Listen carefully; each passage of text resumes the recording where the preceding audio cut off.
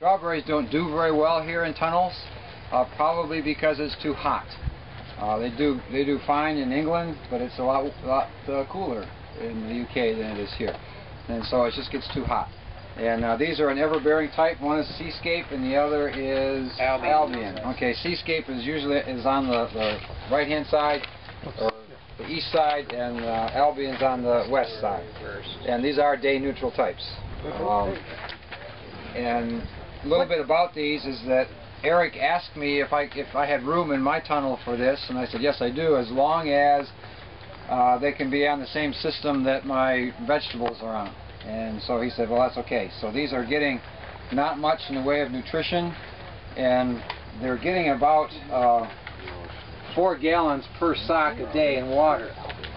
Not in a drip tape situation, but in one of these little spikes. Yeah, so they're getting these little spikes here. The vegetables, that was last year's. What? Okay, that was last year's trial there. We did it in bags.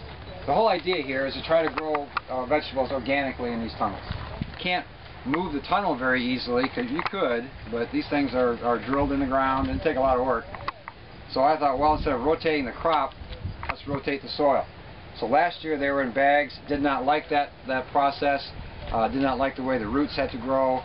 A lot of things were wrong with it from the standpoint of nutrition, wasn't very good, and other things weren't very good. So I abandoned that. Those are last year's bags.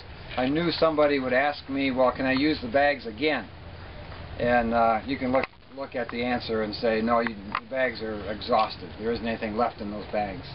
And I don't add anything through the drip because, well, fertilizer-wise, because liquid organic fertilizers are very expensive and very low in nutrition.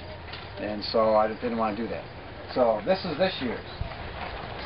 And the 3 rows on the right last week were cucumbers.